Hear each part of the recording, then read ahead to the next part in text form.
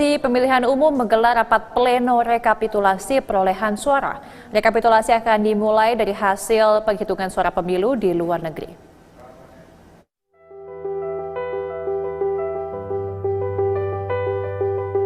Bertempat di Aula Utama Kantor KPU RI, rapat pleno rekapitulasi perolehan suara nasional ini diikuti sejumlah perwakilan paslon.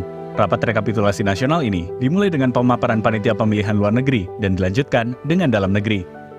Dalam rapat ini, KPU menerima berbagai keluhan masalah termasuk ketidakcocokan suara antara yang ditemui saksi di lapangan dan Sirekap. Dari 128 PPLN, sebanyak 127 diantaranya telah selesai menggelar rapat pleno dan tersisa 1 PPLN yang masih dalam proses, yakni PPLN Kuala Lumpur, Malaysia. Sebelumnya, imbas dari sejumlah masalah pada proses pendataan pemilih warga negara Indonesia di Kuala Lumpur, Malaysia, Ketua KPU Hashim Asyari memberhentikan sementara 7 orang anggota panitia pemilihan luar negeri di Kuala Lumpur, Malaysia.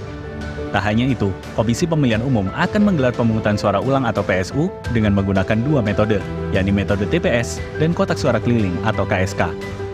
Pemungutan suara ulang dengan metode kotak suara keliling atau KSK akan digelar pada Sabtu 9 Maret 2024. Kemudian untuk metode TPS akan digelar pada hari Minggu tanggal 10 Maret 2024. Sedangkan penghitungan suara untuk metode KSK dan TPS akan dilakukan bersama-sama. Kemarin ketika praktek pemungutan suara kotak suara keliling di Malaysia tanggal 4 Februari dan 10 Februari, kita juga meminta, kita kirimkan surat supaya pemilih yang hadir menggunakan kotak suara keliling itu difoto wajahnya dan ID-nya, paspor atau KTP atau apa, difoto untuk memastikan bahwa orang yang hadir itu ada di dalam daftar pemilih. Kalau enggak nanti kan suara orangnya nggak ada tapi suaranya ada.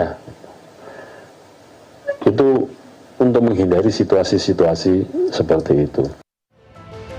Ditargetkan rekapitulasi hasil penghitungan suara PPLN Kuala Lumpur harus sudah selesai sebelum rekapitulasi nasional selesai.